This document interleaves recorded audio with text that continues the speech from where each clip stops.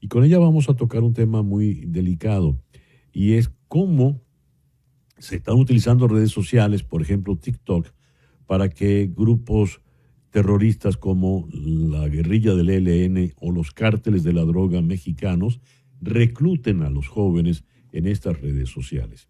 Ese pues el programa que hemos preparado para el día de hoy. Vamos ahora con nuestro editorial. Leo en el The New York Times un artículo hoy con el título Marco Rubio, Secretary of Everything. Marco Rubio, secretario de todo. Se ha vuelto un hombre imprescindible para el presidente Donald Trump, este hijo de inmigrantes cubanos.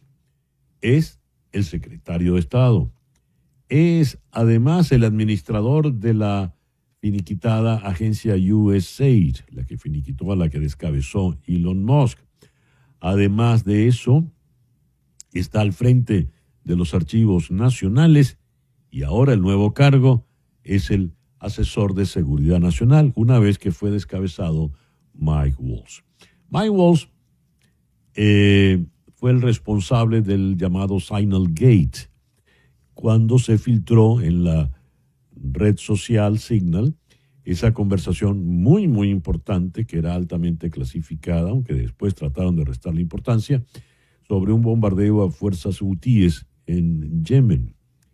Pues bien, en un primer momento el presidente Trump trató de bajarle el volumen a esto, pero no podía seguir adelante con Waltz. Ha dicho que le va a nominar, será su embajador ante Naciones Unidas, pero para ser embajador en Naciones Unidas tiene que contar con la aprobación del Congreso. No era necesaria esa aprobación para ser asesor de seguridad nacional, y lo más probable es, por supuesto, que con este aval de imprudencias que trae en el Congreso, en el Senado, no le vaya bien y no le aprueben. En todo caso, ¿qué va a decidir en Naciones Unidas? Esto nos lleva a plantearnos quién realmente está manejando la política internacional. ¿Lo está haciendo acaso el señor Marco Rubio, el secretario de todo, como dice este artículo de The New York Times, o la está manejando realmente Steve Witkoff, el amigo personal de Donald Trump, el hombre de negocios que ha llevado adelante algunas cuantas gestiones Rusia, en el Medio Oriente, en Israel, de una manera un tanto bizarra y controvertida? Por lo pronto, ¿por qué Marco Rubio ha logrado tal grado de confianza en el caso del señor Donald Trump? Algunos piensan que se debe a la confianza que en él tiene la señora Susie Wiles. La señora Wiles es la jefa del gabinete y es quien realmente pareciera tener las orejas de Donald Trump en su cartera. Donald Trump, como sabemos, es un hombre controvertido, dicen, un ego desmesurado, y ganarse su confianza es un arte delicado, en el cual, por lo visto, hasta ahora, ha triunfado sobradamente sobre todos los demás, incluido Elon Musk. Marco Rubio. Una pequeña pausa y ya regresamos con las noticias más importantes de este viernes 2 de mayo.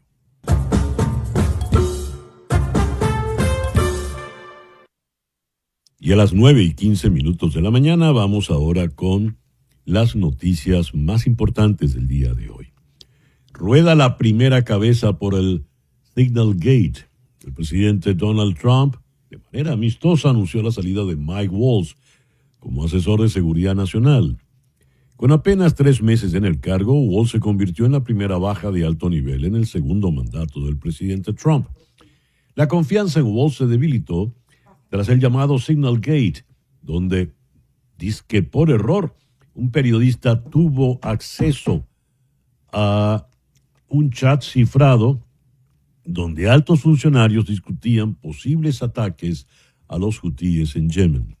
El contenido, según exfuncionarios, era posiblemente clasificado. Aunque la administración negó que se tratara de material sensible, el daño en su reputación fue irreversible.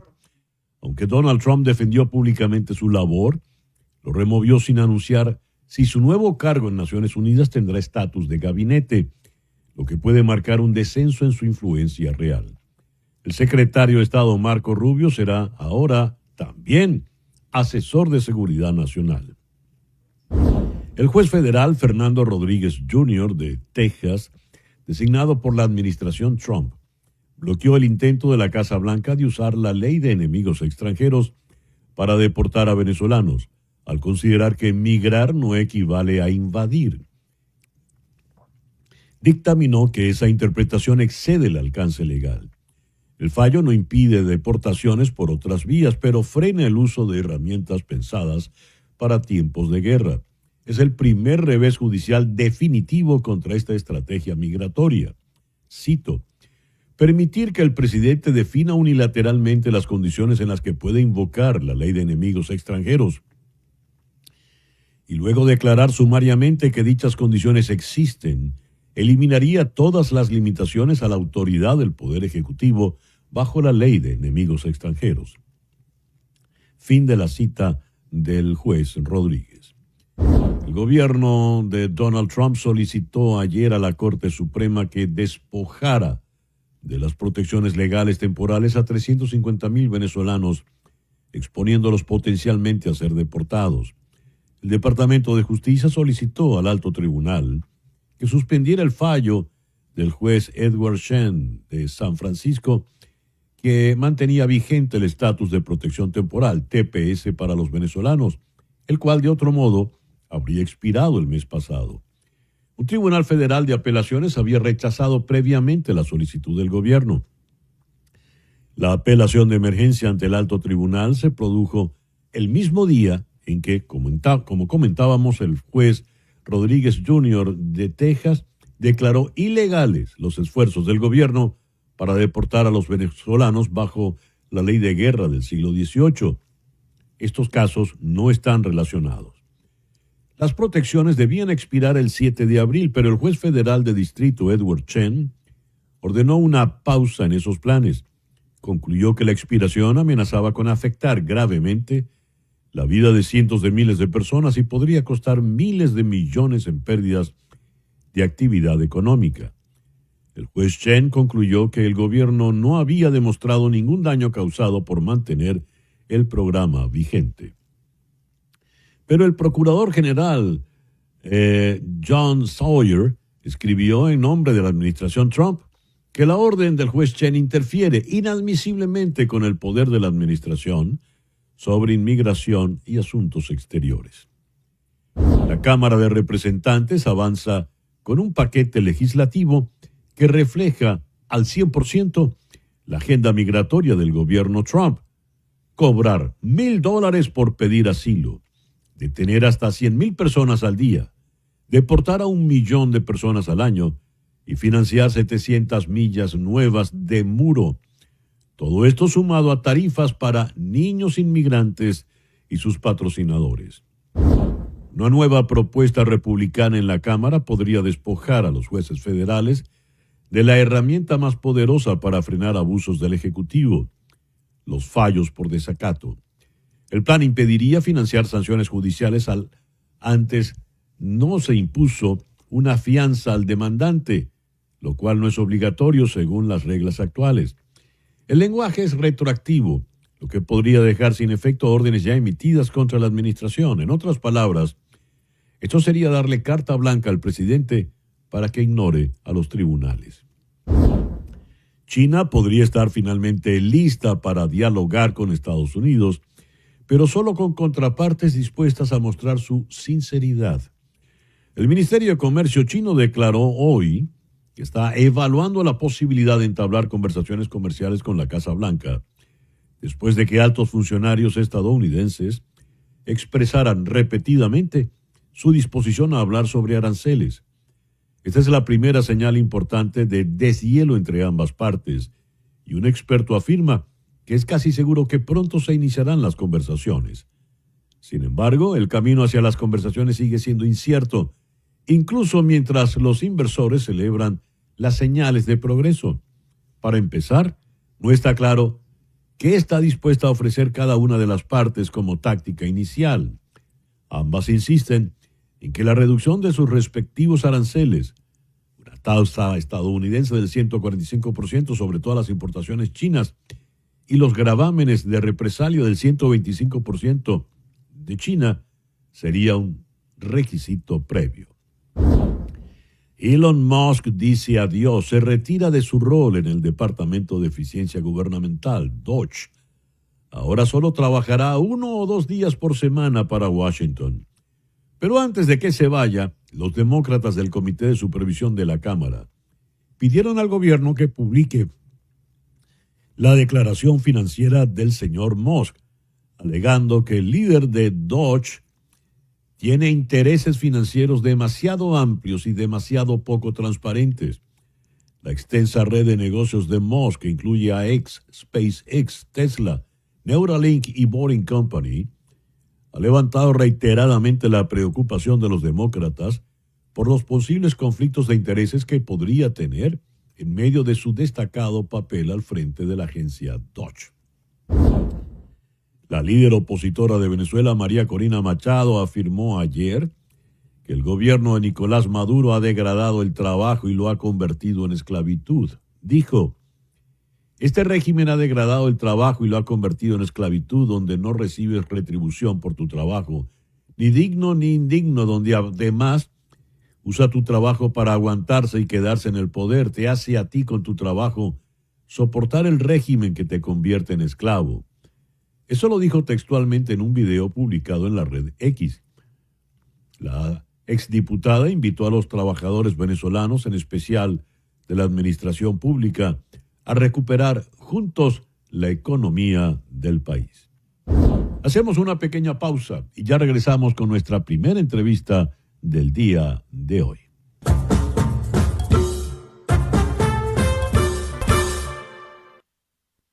Toma ahora nota de este número telefónico: 305-468-0044.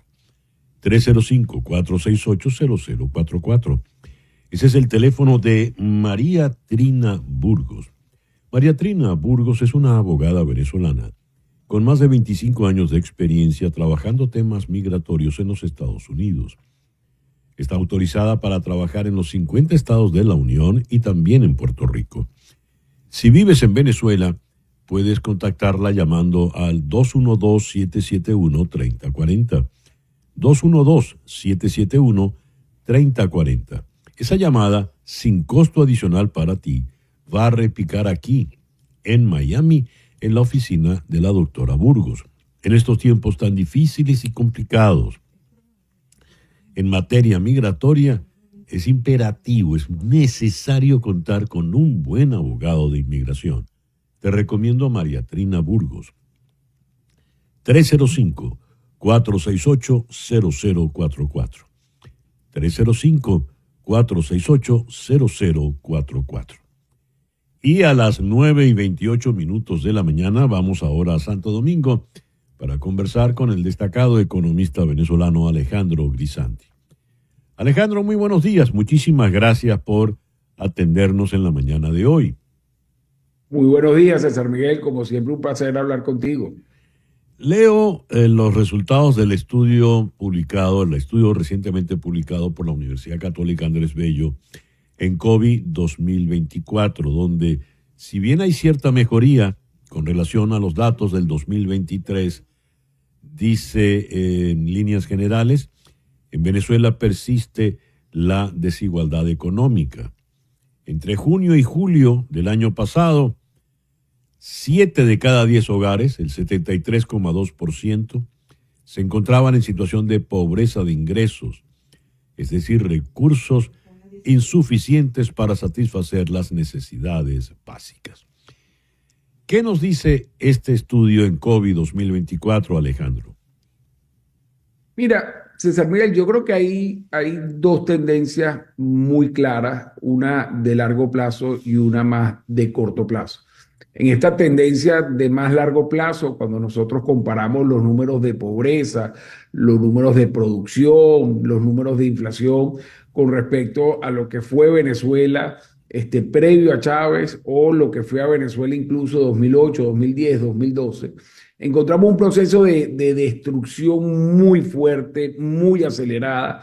Es de las pocas economías que sin haber pasado por una guerra ha tenido un incremento tan fuerte de la pobreza y, por supuesto, una reducción tan dura en la producción y en la economía. Entonces, esa es la tendencia, esa es la realidad de largo plazo. Cuando vemos, digamos, los últimos años, efectivamente, a partir del 2020, desde el 2021, ha habido una leve mejoría en Venezuela. Esa leve mejoría en Venezuela ha hecho que los coeficientes de pobreza bajen de 93% al que llegaron a niveles de 72%, como nos refleja actualmente este estudio. Es una mejora, es una tendencia que es positiva, pero una tendencia, César Miguel, que desafortunadamente no vemos sostenible.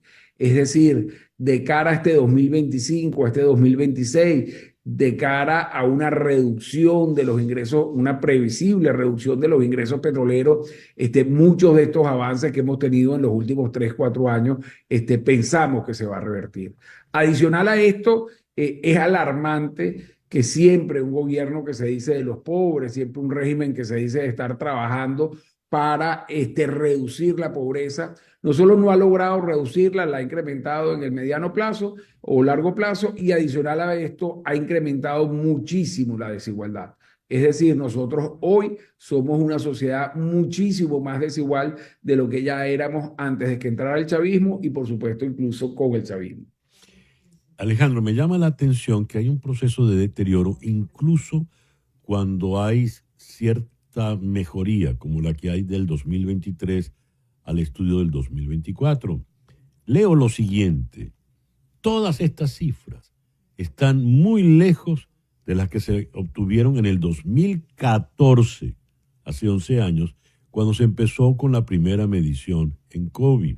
Entonces, menos de la mitad de los venezolanos, 48,4%, estaba en condición de pobreza, 23,6% vivía en pobreza extrema y 39,3% en pobreza multidimensional.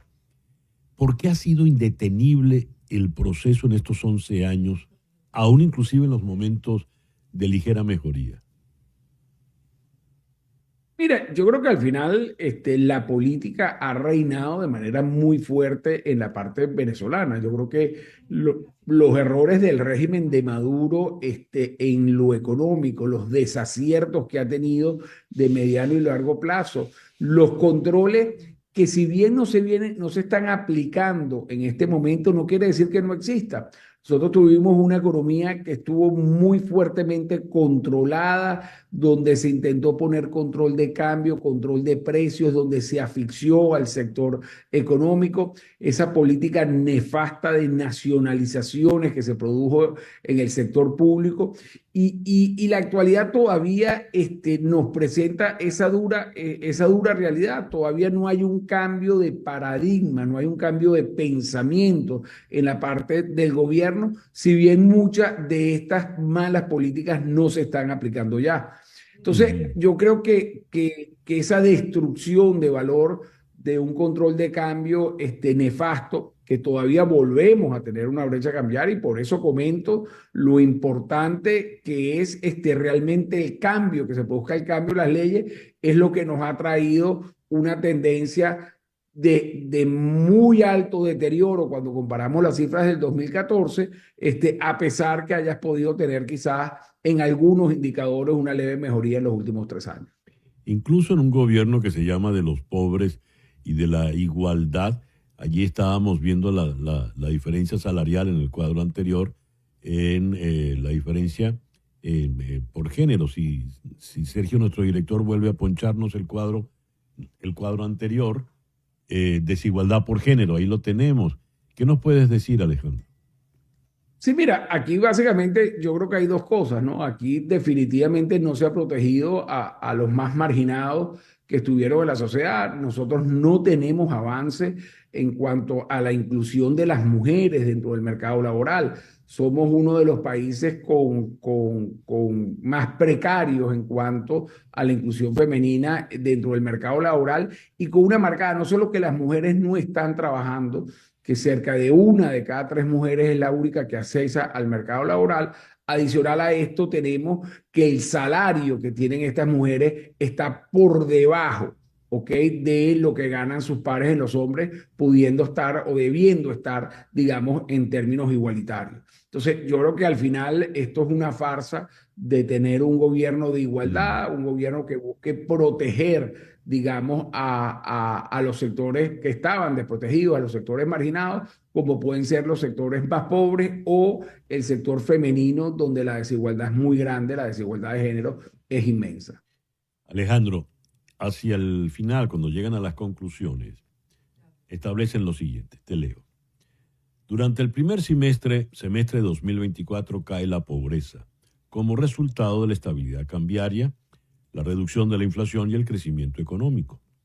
La volatilidad de la economía venezolana, atada a las variaciones del ingreso petrolero, convertirán estas mejoras en sal y agua si por la coyuntura institucional del país volvemos a tener un shock negativo de ingresos. ¿Podrías traducirnos esto? ¿Qué quieren decir aquí? Mira, lo que quiere decir es un poco lo que te había dicho al comienzo, César Miguel, de que tenemos un avance, algo se ha venido mejorando en los últimos 2, 3 años. Sin embargo, es una economía que sigue muy dependiente de los ingresos petroleros. Es una economía que esa mejora se ha debido a pequeños incrementos en las exportaciones petroleras. Sin embargo, es previsible que este 2025, nosotros en Ecoanalítica lo estamos esperando, vas a tener de nuevo una reducción en los ingresos petroleros, tanto por la parte de reducción de exportaciones en volúmenes como por la reducción en precios. Hoy el precio del Brent está en niveles en medios de los 60, alrededor de $65 por barril, cuando el año pasado promedió casi $80 por barril. Entonces estamos teniendo una reducción de ingresos petroleros, producto de una caída previsible que vamos a tener en las exportaciones, producto de una caída en el precio internacional del petróleo, y eso es lo que hace previsible que sigamos siendo un país sumamente vulnerable, que desafortunadamente lo que cualquier analista puede esperar de cara al 2025 y al 2026 es un nuevo recrudecimiento de la pobreza, es un nuevo incremento de la pobreza extrema y, por supuesto, en la medida que no se está haciendo nada por términos de desigualdad, un incremento también mayor de la desigualdad en el país. Alejandro, muchas gracias por estos minutos en la mañana de hoy. Muchas gracias a ti, César Miguel. Alejandro Grisanti, economista, director, socio fundador de Ecoanalítica. Ya regresamos en Conexión.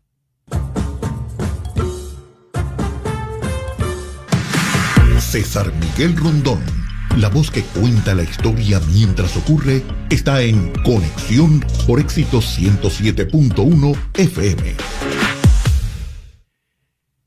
En una entrevista reciente con Terry Moran de ABC News, el presidente Donald Trump reconoció que sí, que él podría traer a Kilmer Ábrego García de El Salvador, pero que no lo haría porque, insiste, es un delincuente. Sin embargo, la juez federal a cargo del caso le da al gobierno hasta el próximo lunes 5 de mayo para que dé información sobre lo que ha hecho para, por órdenes judiciales, regresar a este ciudadano al país. ¿Cuál es la situación de Kilmer Ábrego García? ¿Qué es lo que está planteado en este momento? Vamos a la ciudad de Nueva York. Allí está Paola Orellana, abogada especializada en temas migratorios y en derechos humanos. Paola, muy buenos días. Muchísimas gracias por atendernos. Muy buenos días, César Miguel. Muchas gracias por la invitación. A ver, ¿qué ha planteado la juez para el próximo día, lunes 5 de mayo? Sí, César Miguel, lo que está sucediendo ahora es que la jueza ha pedido respuestas sobre qué esfuerzos se han hecho para que Ábrego García sea retornado a Estados Unidos, ya que la deportación que lo llevó a El Salvador fue ilegal. Ábrego García no tenía ciudadanía, no tenía residencia, pero sí ganó su caso en inmigración. Tiene una orden firmada por un juez de inmigración federal que específicamente dice que él no puede ser deportado a El Salvador. Él ganó su caso.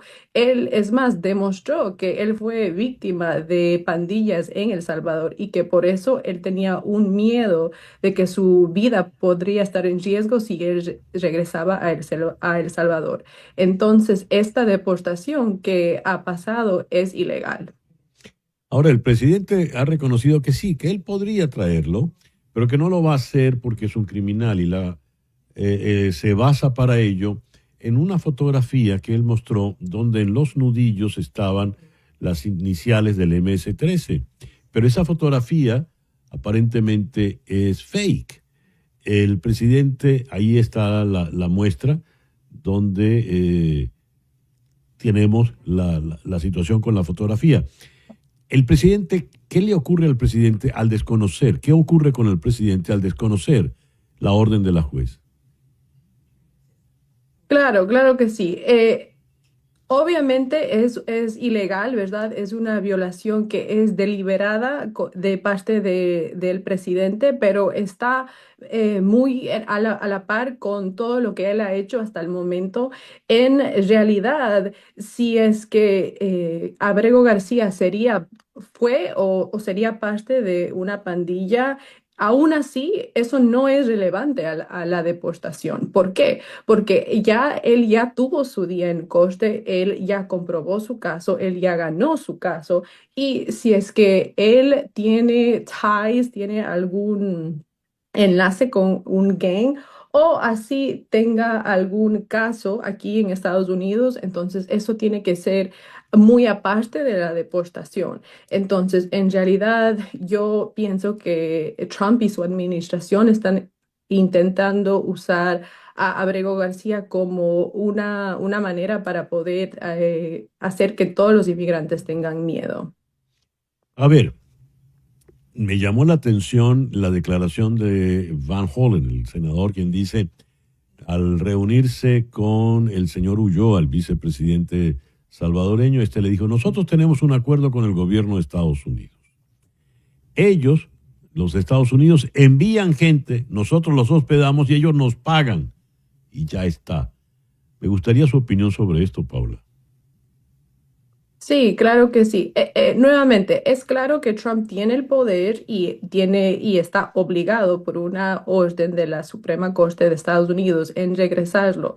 Está claro también debido a tanta presencia en las redes sociales que tiene una muy buena relación con el presidente de El Salvador y como él mismo dijo, con una llamada él pudiera hacer que devuelvan.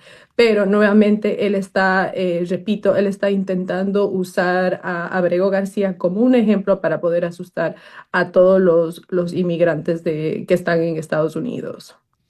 Eso tiene que ver también con el hecho, por ejemplo, de la solicitud ante la Corte Suprema para que revierta la orden del juez Chen de San Francisco que protege, por ejemplo, a más de 300,000 venezolanos que estaban con la protección del TPS. Paola, pregunto. Sí, sí, exactamente. Es realmente una guerra contra todos los inmigrantes e incluso Trump ha intentado utilizar el Alien Enemies Act, que fue una ley muy antigua de 1798 para poder deportar ilegalmente a venezolanos. Y eso ya fue declarado que es ilegal por un juez aquí en Estados Unidos. Entonces, realmente eso ya fue un momento ganado para los derechos humanos y para los inmigrantes y también especialmente para los venezolanos, porque esa ley del Alien Enemies Act era específicamente para deportar a venezolanos. Y estos venezolanos eran personas que no tenían ningún historial de crimen, sino esta ley permitía que serían deportados simplemente por el hecho de ser venezolanos. ¿Qué va a terminar ocurriendo, a su entender, Paola, en este enfrentamiento entre el presidente Trump en su campaña contra los inmigrantes y la situación de los diferentes jueces?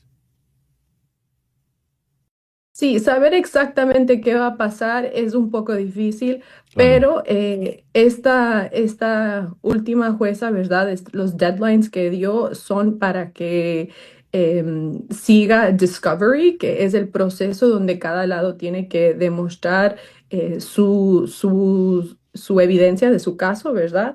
Entonces, ahora esto va a seguir y si es que no pueden llegar a un acuerdo, si es que no van a traer a Abrego García, sí, sí considero que van a haber consecuencias muy graves para esta administración y que eventualmente van a perder mucho, porque como ya hemos visto, la aprobación de Donald Trump ha bajado muchísimo. Entonces, en realidad sí pienso que eventualmente sí será retornado a Abrego García, a pesar de que es difícil porque no están poniendo good faith, no están intentando que esto Sí. pase.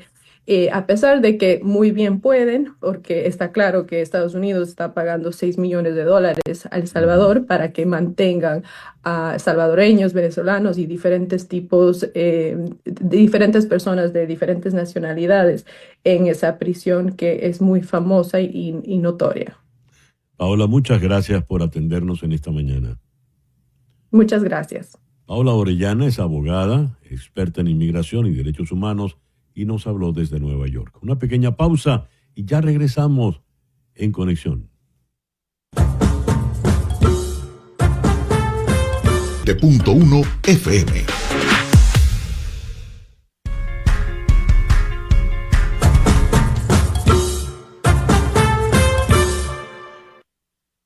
Y a las 9:52 de la mañana vamos hasta Baltimore, donde está el analista político Eduardo Soto. Eduardo, muy buenos días.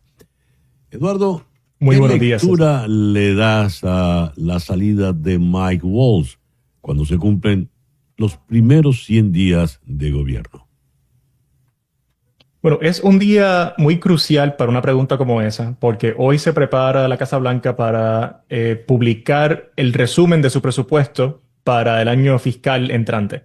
Ujú. Y con ese resumen del presupuesto entenderemos un poquito mejor esa agenda política que quiere efectuar la Casa Blanca, la cual en aspectos de seguridad nacional no nos ha estado muy clara, excepto que la prioridad número uno de esta administración en estos 100 días que se acaban de cumplir parece haber sido utilizar cualquier mecanismo gubernamental que tenían a su disposición para identificar y deportar cuántos migrantes podrían facilitarse.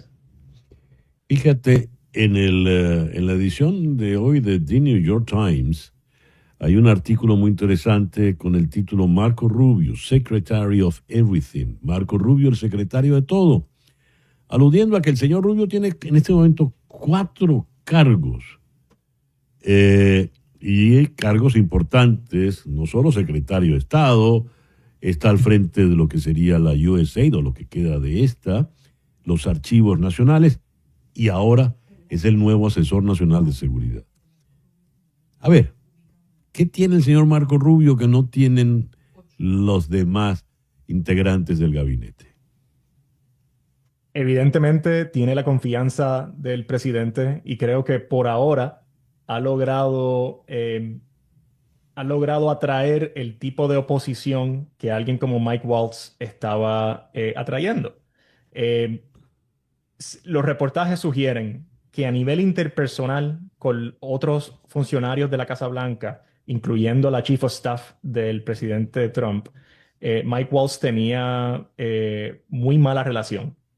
Y también sabemos por reportajes de New York Times y otros medios hace unos meses que figuras del conservadurismo en la Internet, figuras conspiracionistas como Laura Loomer, habían identificado a Mike Waltz como alguien que no tenía cierta lealtad o que estaba 100% alineado con la visión de política global del presidente Trump, alguien que se había señalado como buen candidato para despedirse, para identificar tal vez a alguien más fiel a la agenda del presidente Trump.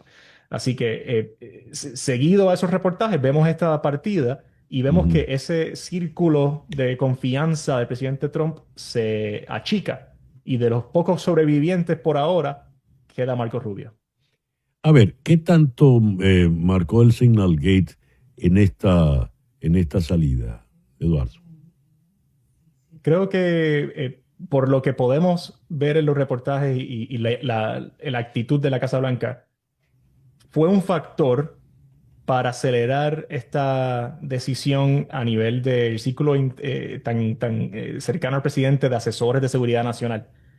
Pero evidentemente no afectó mucho el nivel de confianza que tiene el presidente Trump con este individuo personalmente, porque nominó a Waltz casi de inmediato a ser su Mm. delegado a la ONU. Sí, pero es muy difícil que salga aprobado porque ahí sí tiene que pasar por un comité del Senado, donde no apareciera que va a tener la buena pro. Y en todo caso, ese es un cargo en esta política exterior tan particular, donde hay dudas. ¿Quién la maneja? ¿La maneja Marco Rubio o la maneja realmente el señor Steve Witkoff? ¿Qué opinas, Eduardo? Eso es una de las preguntas cruciales, porque en cuanto a relaciones internacionales con la Casa Blanca, lo único que parece importarle al presidente Trump es su agenda de aranceles, su agenda de renegociar tratados de comercio con varias naciones y con Europa y con el mundo.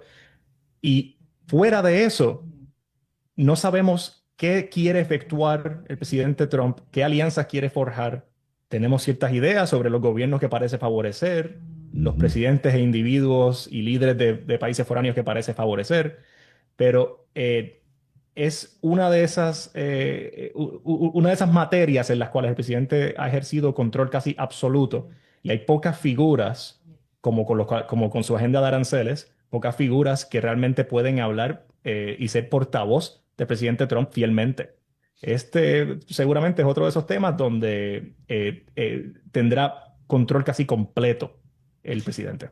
Hemos visto en las imágenes al señor Pete Hegseth, el secretario de Defensa, sobre el cual también han surgido muchas críticas severas. Algunos empiezan a comentar que podría ser el próximo en rodar. ¿Qué se dice allá en las cercanías de Washington, Eduardo? En cuanto al escándalo de Signal Gate, tal vez la razón por la que alguien como Mike Waltz no queda tan imputado es porque la única manera en la cual se facilitó ese chat grupal fue porque Pete Hegseth encontró la manera de instalar esa tecnología eh, violando los protocolos de seguridad del Pentágono. Así que Ujú. los fallos de Pete Hegseth llaman más la atención y creo que lo hacen más vulnerable Ujú. a ser la próxima cabeza a rodar. Eh, pero creo que se le achaca a él mucho más que a Mike Waltz la responsabilidad de ese fallo de seguridad nacional, que se filtró información tan sensitiva y que pudo haber peligrado la vida de uniformados estadounidenses. ¿Quiere decir entonces que se sacrifica a Waltz primero porque hay dudas de la lealtad de Waltz en lugar de Hegseth? Pregunto.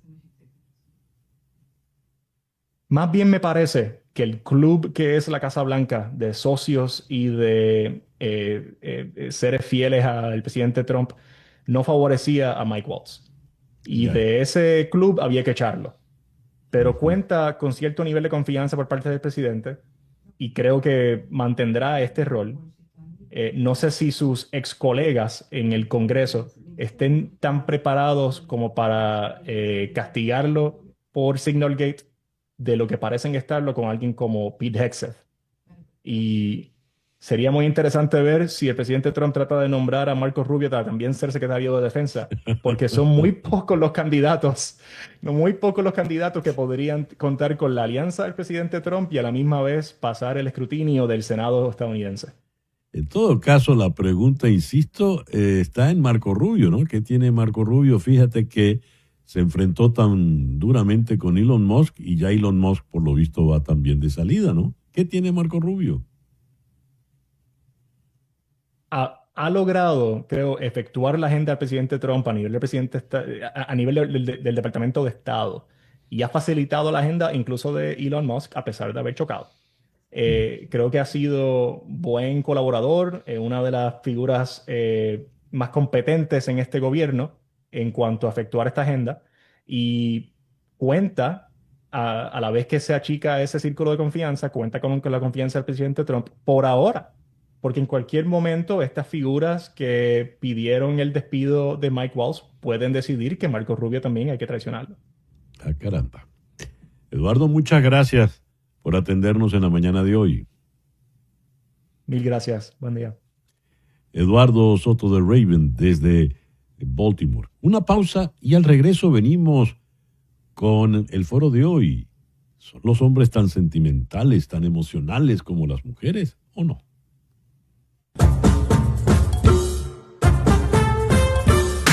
César Miguel Rondón, la voz que cuenta la historia mientras ocurre, está en Conexión por Éxito. Leo esta pregunta. ¿Qué pasa con la emocionalidad de los hombres? ¿Los hombres pueden ser tan emocionales como las mujeres? Llevamos siglos asumiendo que masculinidad es sinónimo de fortaleza, contención, resolución y valentía. Lo femenino, en cambio, ha estado asociado a esa fragilidad derivada de una emocionalidad a flor de piel, algo que invalida y que revela inestabilidad. ¿Son emocionales los hombres? Ese es nuestro foro en el día de hoy. Vamos a iniciar con un Elvin López, psicólogo, quien está en Barquisimeto. Elvin, muy buenos días. Gracias por acompañarnos. Y un poco más cerca, aunque lejos también, en la ciudad de Houston, está la también psicóloga Irina Faneite. Irina, muy buenos días. Muchísimas gracias por acompañarnos. Vamos a comenzar, ya que se trata de hombres, con el caballero en este momento. ¿Qué tan emocionales son los hombres, Elvin? Buen día, bueno, muchas gracias por la invitación, César Miguel Rondón. Yo creo que en este tema es importante destacar que bajo un estudio que hizo la Universidad de Michigan, donde se llevó a cabo, pues, ver cómo se desarrollaba el hombre en su día a día, se hizo un estudio de más de 147 hombres y se dieron cuenta que no había gran diferencia en el tema de cómo se expresan las emociones, tanto hombres y mujeres. Fíjate que cuando hablamos de emocionalidad masculina, esto tiene mucho que ver con un tilde impuesto a nivel sociocultural. Y como muy bien tú lo has comentado en esa pregunta, pues llevamos siglos quizás teniendo una perspectiva de género en cuanto a este tema de las emociones y que, bueno, las mujeres son un poco más dramáticas y por eso son más emocionales, o los hombres reprimen más las emociones, pero ¿por qué se debe eso? Bueno, fíjate que la era industrial ha traído como parte que el hombre tenga que responder a un montón de cosas, sobre todo en el tema del trabajo, en el tema de responder en cuanto a lo laboral. Y la mujer fue la que, de alguna manera, en su gran mayoría, no puedo decir todas, se quedó en casa bajo este cuidado y bajo la resolución familiar de escuchar al niño, de ser un poco más sensible, de desarrollar más ese tacto. Pero hoy en día hablamos incluso de hombres y padres que la crianza y la formación hacia sus hijos es muy distinto. Y fíjate que a veces cuando tú logras expresar tus emociones como hombre, pues el tilde es un poco que quizás eres afeminado o que no tienes autoridad o que eres de un temperamento o carácter débil. Pero si entonces una mujer lo hace, la mujer tiene toda la visa y toda el permiso para poder ser emocional. Y no es así. Fíjate que esto influye también en una tasa alta en cuanto a temas de suicidios. Por ejemplo, en Venezuela la tasa más alta es de hombres, porque reprimen tanto y no buscan esta ayuda y obviamente llegan más rápido al tema del suicidio que a las mujeres. Me gustaría ahora oír la opinión femenina. ¿Tú qué nos dices, Irina? A ver, partamos de que hombres y mujeres biológicamente, físicamente, evidentemente tienen diferencias, pero hay un componente cultural y social que afecta a este tema y que nos ha afectado a todos. O sea, el componente social y los estereotipos que hay con respecto a cómo tienen que ser los hombres y cómo tienen que ser las mujeres nos ha afectado a todos, a hombres y a mujeres. Y uno de los estereotipos más comunes es la mujer es emocional y el hombre o la mujer es más emocional.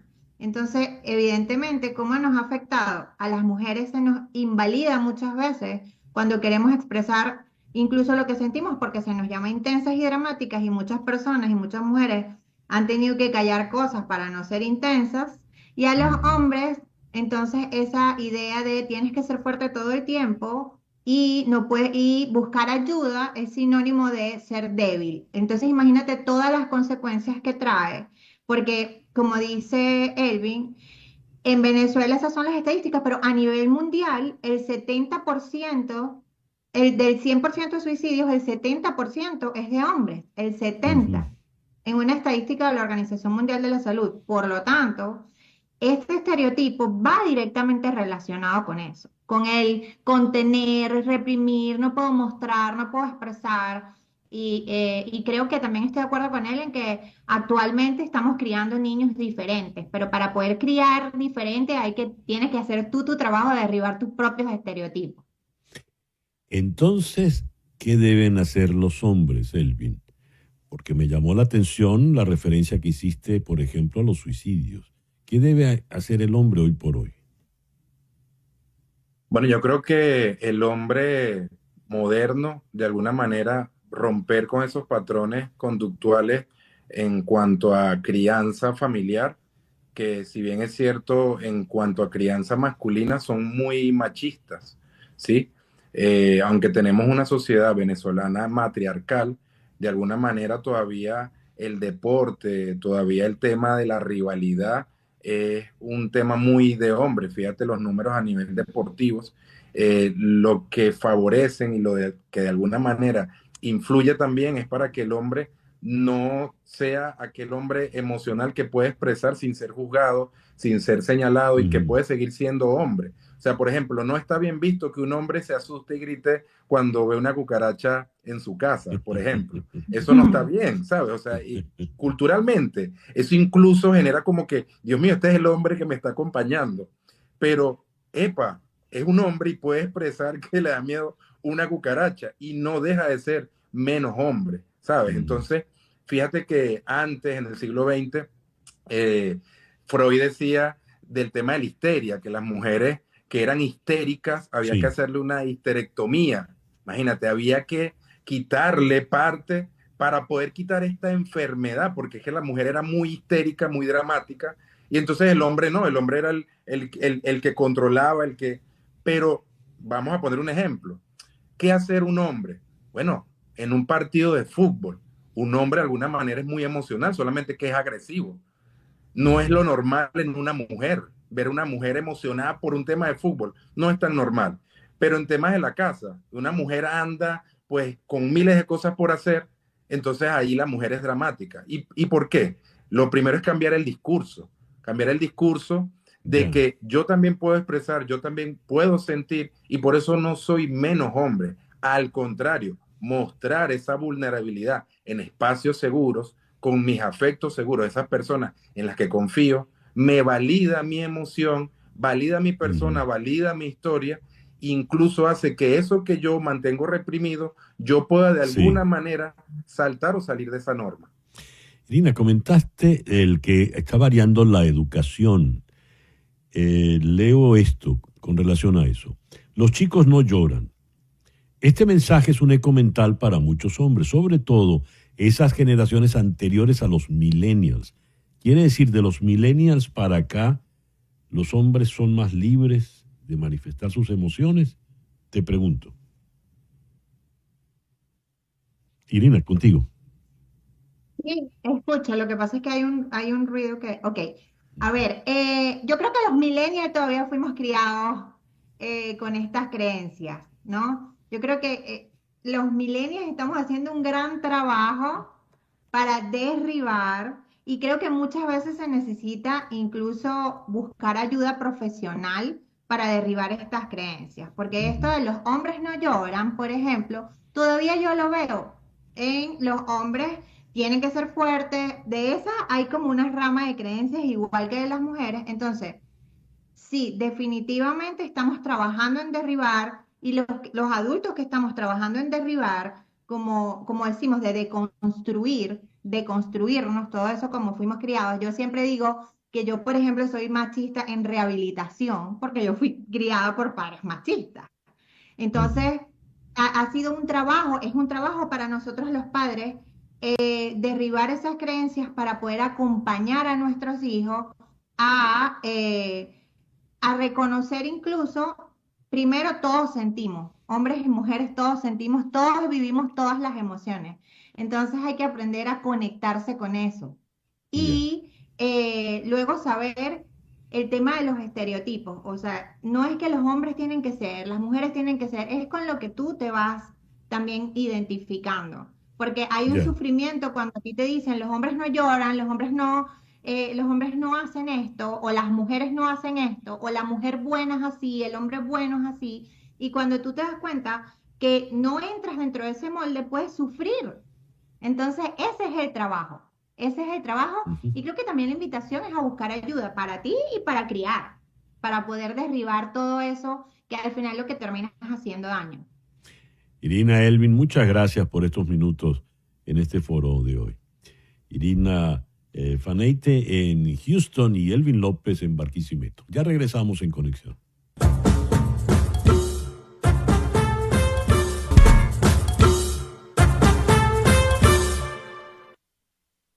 Y ahora, a las 10:19 de la mañana, vamos a la ciudad de Caracas para conversar con Juan Requesens, que fuera diputado, fuera preso político y en la actualidad aspira a ser gobernador del estado Miranda en las próximas elecciones. Aspiración que le ha costado, en medio de muchas críticas, no pocos vituperios, la expulsión de su partido Primero Justicia. Juan, muy buenos días. Muchísimas gracias por estar con nosotros en el programa de hoy. César, qué bueno verte. Tenía muchos años que no tenía una entrevista contigo. De verdad, me alegra muchísimo. Gracias. Bueno, entre otras cosas, no habíamos conversado porque estabas preso durante un buen rato, ¿no? Sí, 5 años, 5 añitos. 5 añitos. Dices en tu campaña, yo me niego a rendirme. Ese lema de campaña me lleva a pensar que quienes dicen no vamos a participar en las elecciones, ¿se han rendido? Pregunto. No, César, no. Mira, César, hoy la oposición atraviesa dificultades porque ciertamente la desesperanza, la frustración y la rabia, César, nos hacen compleja la toma de decisiones. Hay quienes creen que no se debe participar y hay quienes creemos que sí debemos participar. Yo he insistido mucho durante los recorridos que hago y cuando hablo con los dirigentes que mi adversario no es el que no quiere votar. A ese yo tengo la responsabilidad de buscar convencerlo, hablar con él. Nuestros adversarios son esos que quieren instalar la desesperanza en Venezuela y convencernos de que aquí nada puede cambiar, nada. Mi herramienta, mi forma, mi instrumento, hoy yo creo que es el voto. Y es el voto porque permite movilizar, César, porque permite hablar, criticar, decir lo malo que son estos tipos. Pero yo creo que ser venezolano, César, y lo he dicho varias veces, ser venezolano no es ni el Ávila, ni los Roques, no, ser venezolano es esa expectativa, ese deseo y esas ganas de sentir que todo va a estar mejor aun cuando no sepamos cómo. Bueno, por eso yo creo que hay que votar. Y estoy aquí buscando convencer, buscando sumar, buscando a través de esta vía reconstruir, Sí. conquistar y reconstruir un estado y un país que están devastados porque esto lo destruyeron todo y lo siguen destruyendo. A ver, Juan, hubo elecciones el 28 de julio del año pasado. Elecciones que lograron una votación masiva muy importante a favor de Edmundo González Urrutia en una clara derrota por paliza sobre Nicolás Maduro. Los que integran la plataforma unitaria, bajo fundamentalmente el liderazgo de María Corina Machado insisten en que ir a estas elecciones del 25 de mayo es avalar la trampa, el fraude que hizo la dictadura el 28 de julio. Por lo tanto, no participan, se abstienen. Me gustaría un comentario tuyo al respecto. Te pregunto, ¿avalas lo que ocurrió el 28 de julio? Me refiero al fraude de Nicolás Maduro. No, César, es que, César, yo voté por Edmundo. Y disculpa que te hable así, César, con tanta confianza, pero ¿No? Puede César, yo hablarme como conversaba quiera. con yo conversaba con los periodistas del Caracas Press Club y yo decía, los candidatos de esta alternativa, hemos manifestado y levantado la voz por lo que pasó el 28 de julio. Hemos escuchado a Enrique Capriles decirlo, César. Hemos escuchado a Enrique Capriles decir, y bueno, lo estoy defendiendo, pero hemos escuchado a Enrique Capriles decir que el 28 ganamos y que nosotros tenemos derecho a rescatar la voluntad popular, que ese día buscaron arrebatarnos a la fuerza. César, y a través de este instrumento, a través de este ejercicio, estamos buscando reconstruir un país en el que estamos todos aquí. Azules, blancos, negros, rojos, amarillos, anaranjados, de todos los colores. Y además, poder el país con los que estamos adentro y los que estamos afuera. César, el gobierno, tú lo sabes, César, porque tú también has sido víctima de él, que este gobierno mañana, hoy, en un minuto, hace a la fuerza lo que quiere. Todos hemos sido víctimas de eso. Muy bien, pero nosotros tenemos el deber y el compromiso de, a través de los mecanismos que tenemos a nuestro alcance, reconquistar esperanza, reconstruir expectativas, movilizar a nuestra gente. Muy bien. Voy a tomar tus palabras. Yo estoy aquí haciéndolo claro. Voy a tomar tus palabras, Juan. Estamos ante un gobierno arbitrario, autoritario, yo agrego dictatorial, que hace lo que le viene en gana. Edmundo González ganó de manera abrumadora y le han desconocido el triunfo. Se lo desconoció temprano esa noche Vladimir Padrino López en un video donde estaba rodeado por toda la camarilla de generales. Pongamos que reconoce el señor Elvis Amoroso tu victoria, eventual victoria en el estado Miranda. ¿Por qué te van a permitir gobernar allí y no hacerte lo mismo que le hicieron a Edmundo González a nivel nacional? Pregunto. César, nombran a Michael Jordan, gobernador de Miranda, cuando les gane. Nombran, César, a quien quieran, porque así son.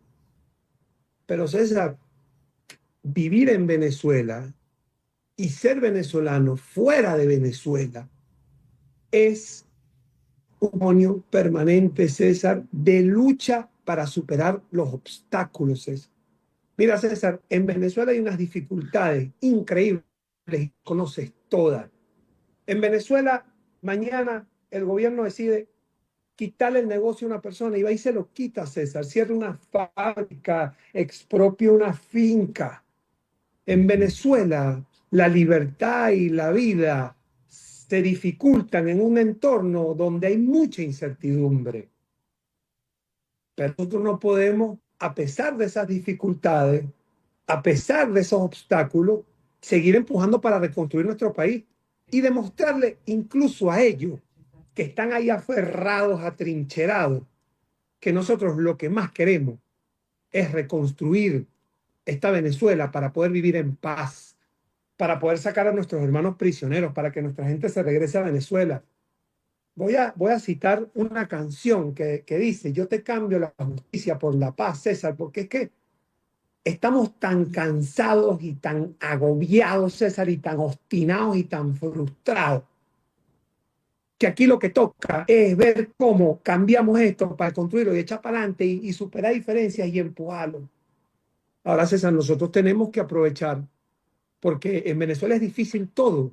En Venezuela es difícil y es complejo y es peligroso hacer política. Sí. En Venezuela es difícil, es complejo y es peligroso ser empresario. En Venezuela es difícil, es complejo y es peligroso ser profesor, docente, educador. En Venezuela es difícil, es peligroso vivir, César. Y aún así, César, nosotros, afuera y adentro, todos los días, encontramos alguna motivación. A veces no sabemos ni cuál es. Para sonreír, para echar para adelante, para apostar a Venezuela. Ok. César, yo no me Sí, recuerdo cuántos años tienes tú afuera, tienes bastante. sí, Pero ya, César, tú todos muchos los para días mi estás gusto. allí siendo una ventana para los venezolanos. Juan, mira, vamos a hacer una pequeña pausa. Antes de la pausa, yo te quiero leer esto que está publicado en la red X. Lo publica Noelia Belén Zarza, a quien yo no conozco. Escucha esto con atención, por favor. En la Venezuela de hoy, cualquier opositor, entre comillas, que ande haciendo campaña libremente, subido en una tarima, dando discursos, apareciendo en medios y moviéndose por el país, lo hace porque el régimen se lo permite. Así de simple. Si usted no está preso, inhabilitado, exiliado, perseguido o enconchado, entonces usted no es una amenaza para el régimen. Y si no es una amenaza para el régimen, no es oposición real. Lo dejo hasta allí. ¿Eres o no eres oposición real? Tu respuesta me la das al regreso, Juan, por favor. Ya regresamos en Conexión.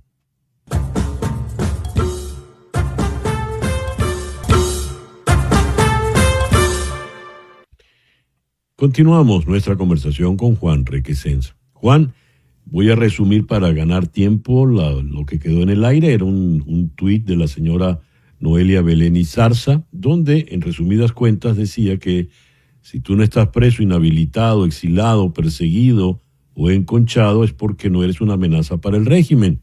Y si no eres una amenaza, entonces no eres oposición real. Me gustaría oír tu opinión sobre este planteamiento.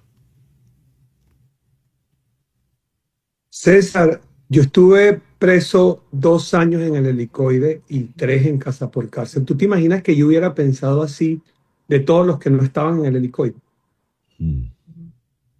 ¿Tú te imaginas, César, que yo durante todo el tiempo que estuve encerrado, yo hubiera pensado que mis compañeros que estaban afuera echándole pichón no eran verdaderos opositores porque ellos no estaban como yo?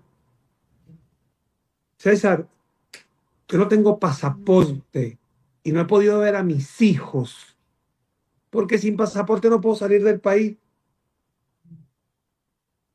El problema, César, es, y voy a hablarlo así aquí, el problema, César, es que cuando llevamos la discusión política al terreno ético y moral, siempre hay ética y moral en la política. Pero, César, tenemos que aprender que las diferencias en la forma y en los instrumentos de lucha no nos hacen enemigos, al contrario. Desde todas las perspectivas y las formas de lucha que tenemos, podemos fortalecer una propuesta y el camino que todos tenemos. César, yo voté por el mundo. Tengo un video ahí con el mundo en mis redes sociales que llevo con orgullo. Y a mí me metieron preso, César, me humillaron, me sacaron lleno de excrementos. ¿Y tú sabes por qué yo no hablo mucho de esto, César?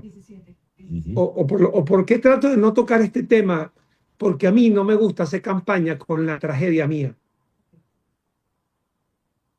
Porque lo he dicho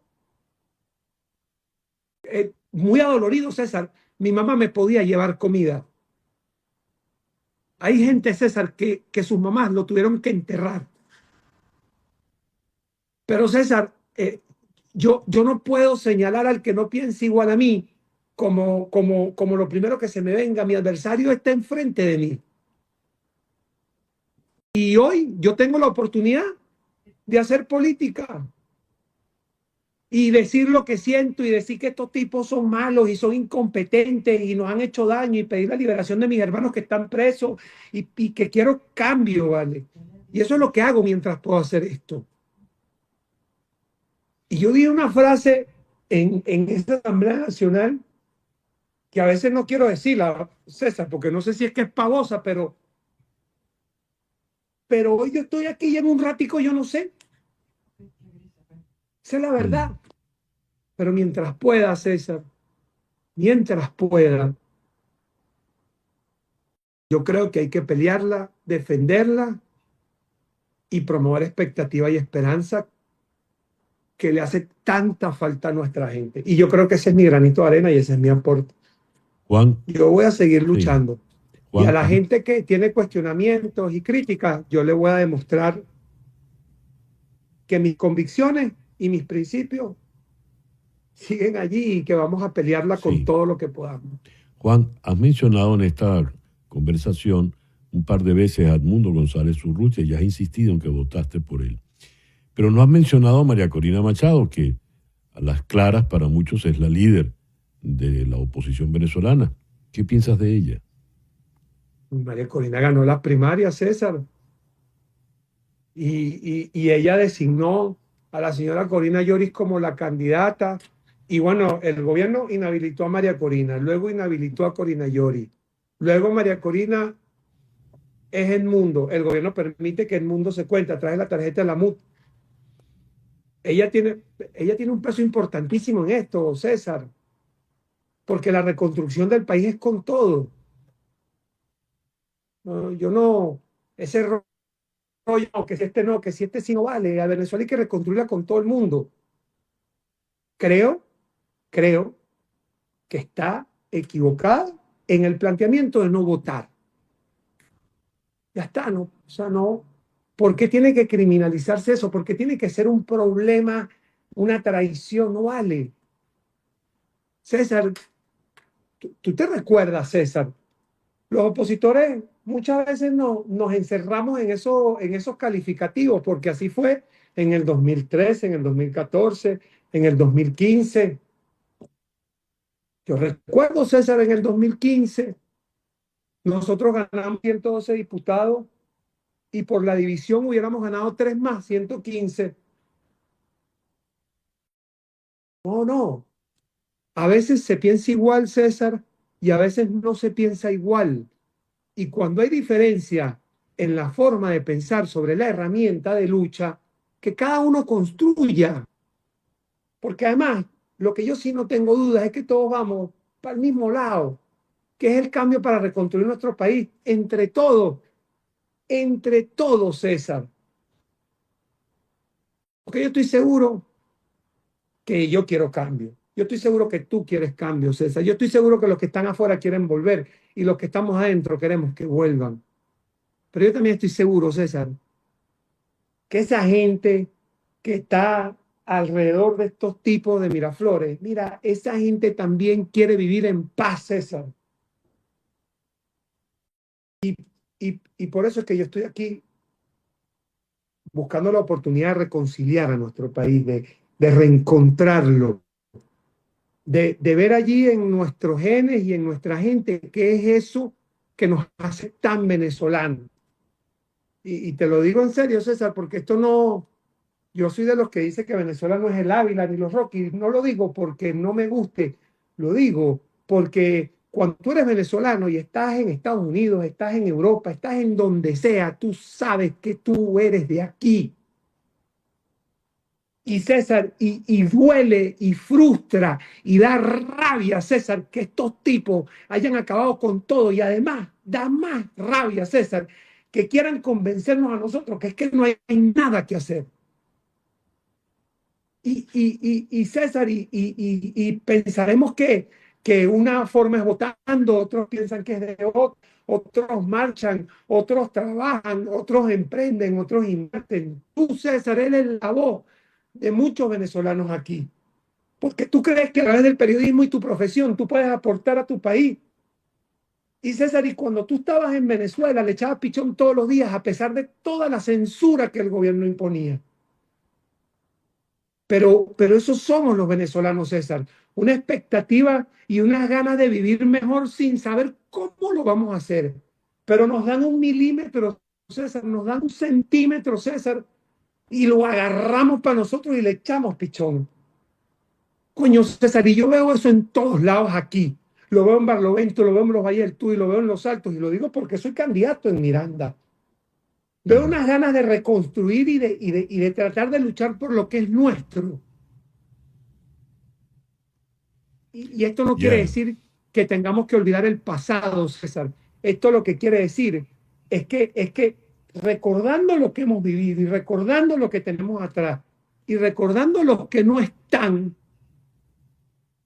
tenemos que tratar de seguir adelante para lograr lo que todos soñamos, todos, que es vivir mejor, César, tranquilos en Venezuela, felices. Bueno, Y por eso yo decidí echarle pichón, César, porque yo creo en esto, me creo en parece. Venezuela. Y César, con esto, disculpa que me haya extendido, disculpa que me haya puesto eufórico, pero porque a mí no me gusta esconderme de las críticas, César. A veces me dicen, no respondas, no. A esa gente que me critica, que me cuestiona y que me juzga, yo estoy aquí dando la cara y demostrándole lo que yo creo, por lo que yo lucho, y esta es la forma en la que yo lo voy a hacer. Muy bien. Si mañana me tuerzo como se han torcido algunos, ustedes me juzgarán, pero voy a hacer lo que creo por mis principios, por mis convicciones y por todo, porque yo creo en esto Ya. y creo que hay que reconstruirse. Juan, gracias por estos minutos y deseo tu bienestar, deseo tu paz y que sobre todo como padre te lo digo que pronto puedas de nuevo ver y abrazar a tus hijos. Muchas gracias por estos minutos y esta sinceridad con que nos has hablado Ojalá, César. en un Ojalá. día de hoy. Juan Requesens desde Caracas. Una pausa y ya regresamos.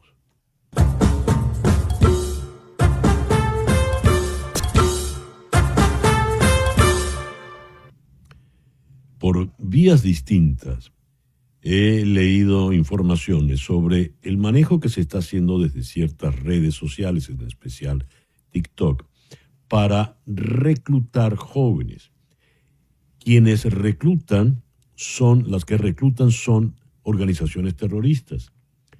El ELN, la guerrilla colombiana, por ejemplo, o los cárteles de la droga mexicanos, el cártel de Sinaloa y Jalisco Nueva Generación. ¿En qué consiste ese mecanismo? ¿Por qué TikTok puede ser permeable para reclutar, entre comillas, jóvenes? Y sobre todo, ¿qué tipo de jóvenes son los, digamos, reclutables? Vamos a hablar con una experta en esto de redes sociales y marketing en redes sociales, como lo es la profesora Lenis Toro de la Universidad Monte Ávila en Caracas. Lenis, muchas gracias por estar con nosotros en el programa de hoy. Muchísimas gracias, César Miguel, y gracias a todo el equipo. A ver, ¿qué ocurre con TikTok para que estas organizaciones terroristas violentas recluten jóvenes? ¿Y qué tipo de jóvenes son los, como decía, reclutables? Fíjate, lo primero que vamos a hacer es dimensionar un poco el tamaño del asunto. Básicamente en redes sociales existen alrededor de 5.000 millones de personas que cuentan con un acceso a Internet y que la mayoría de ellas suele conectarse en un 96% desde el dispositivo con mayor acceso, que es el celular. Esto nos coloca, cuando dividimos esto en términos de edades, hay más de 500 millones de jóvenes que tienen acceso a las redes sociales.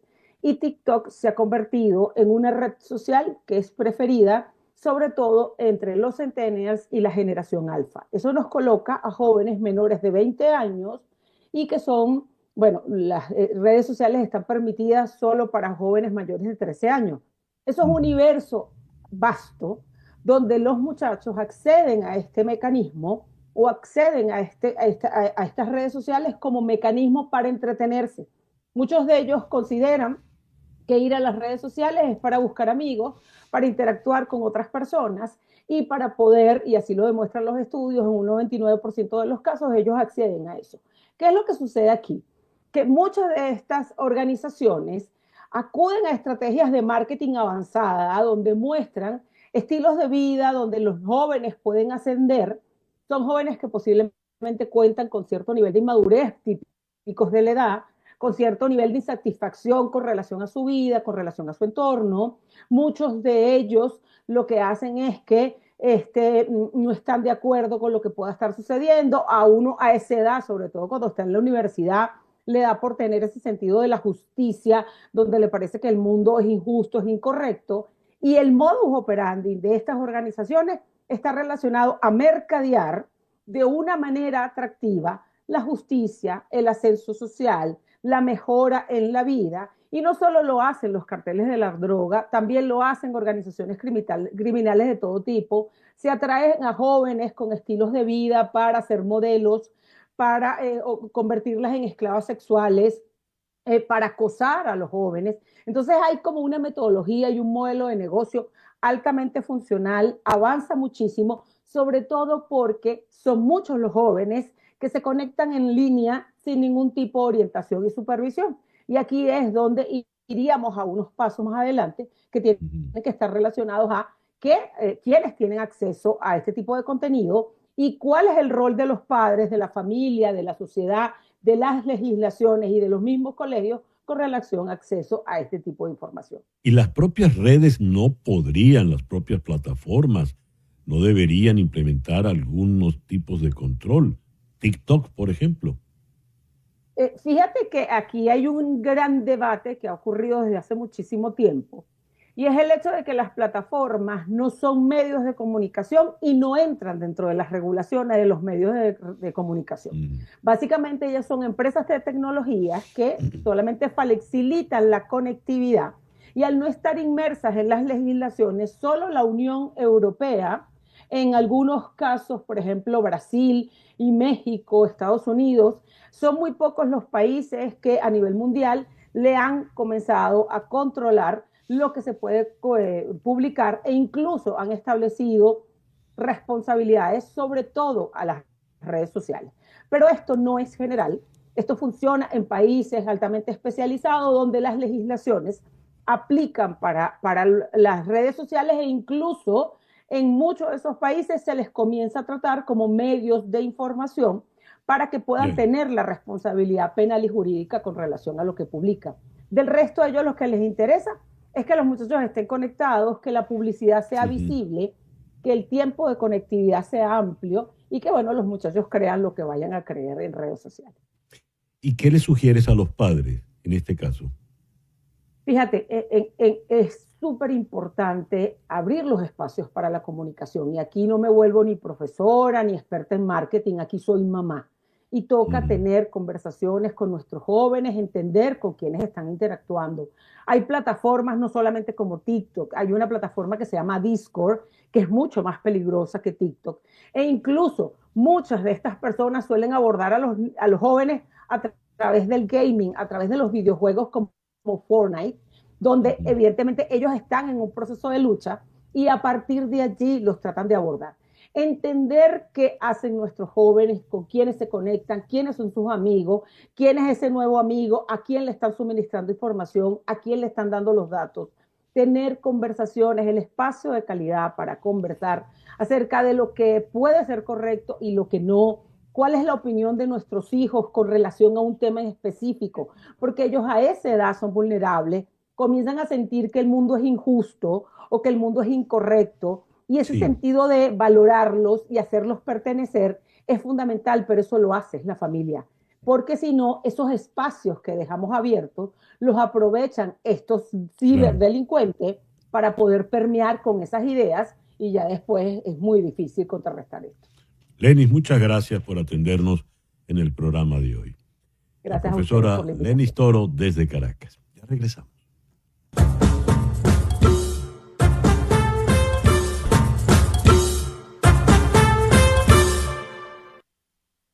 Escucha esto. La edad más longeva registrada es de 122 años. Cuando Jean Calment nació en Francia el 21 de febrero de 1875, la Torre Eiffel aún no se había construido y el teléfono no se inventaría hasta un año después. Cuando ella falleció el 4 de agosto de 1997, había vivido la vida más larga registrada en la historia de la humanidad, 122 años y 164 días. Un experto en longevidad que conoció a la señora Calmont atribuyó su récord de vida a que era rica. No fumó hasta mucho más tarde y no tenía absolutamente nada que hacer excepto cuidar de sí misma, visitar Francia y tener actividades sociales. Se estima que hay 722,000 centenarios, personas de al menos 100 años en el mundo hoy en día, y Japón es el país con más, aproximadamente 146,000. La gran mayoría de las personas que alcanzan ese hito son mujeres, y el hombre de mayor edad de la historia, Jiroemon Kimura, solo llegó a 116 años. Cualquiera que examinara una lista de las personas más longevas del mundo tendría que desplazarse más allá de los 30 nombres principales para encontrar a un hombre. Las mujeres tienden a vivir más que los hombres en general, y una combinación de factores genéticos, hormonales y estilo de vida se cita con mayor frecuencia como las principales razones de su longevidad. Así que las mujeres son las que más van a vivir. Y este lunes en Conexión, ¿qué nos dicen los números del empleo sobre la economía en los Estados Unidos? Este lunes en Conexión. Tengan todos el mejor día posible y un buen y reparador fin de semana. En Conexión fue una producción de Floralicia Anzola desde 360 Content para TVV Network en los estudios de éxitos Miami 107.1 HD2, con Laura Rodríguez en la producción general, Mariel Sofía Rodríguez en la producción informativa, Carlos Prato en los controles y ante el micrófono, quien tuvo el gusto de hablarles, César Miguel Rondón.